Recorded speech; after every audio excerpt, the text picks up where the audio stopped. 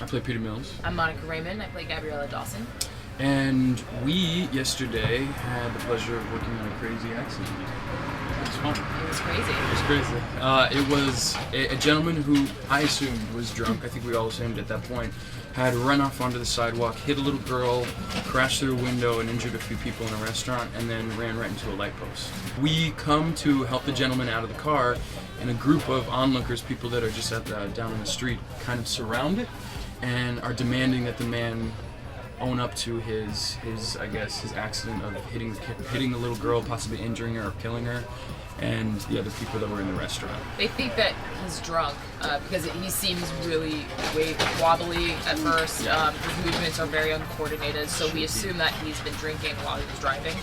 We later, in the scene, we ask him a bunch of questions. We find out that he has severe ataxia, which is it's when your muscles actually aren't working, your motor skills aren't working while you're trying to do voluntary movements. Things aren't firing at the same place, so then your body kind of takes over, actually. Yeah, and then we see, obviously, that he's having a stroke. Actually, I'm a young trained EMT. I'm not versed in all of the technical freshman. jargon. And then we decide that he needs to go to the hospital right away. And we kind of have to deal with the crowd that is not versed on any medical terms, so they're just assuming the guy is drunk. So they get a little frustrated, try and swarm us, which is pretty scary. I mean, they were great. They were really great. They were really comfortable. It's like we're having to deal with that mob mentality, and so that can become actually even more dangerous than the condition that the patient's in. Because if we postpone any time getting him to the hospital, he will die.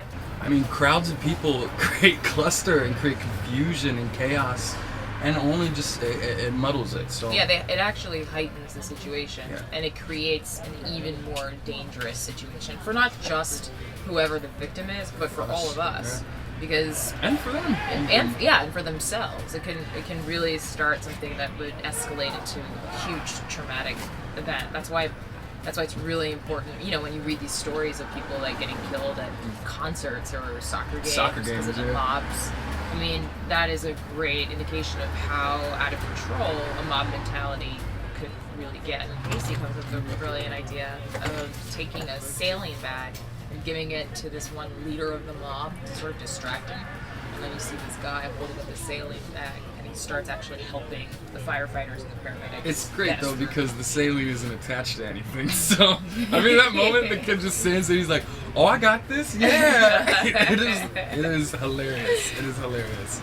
And so he thinks that he's helping us, and then kind of flops the crowd onto our side. They give us some space. We get into the car and run to the hospital. Get him to the hospital.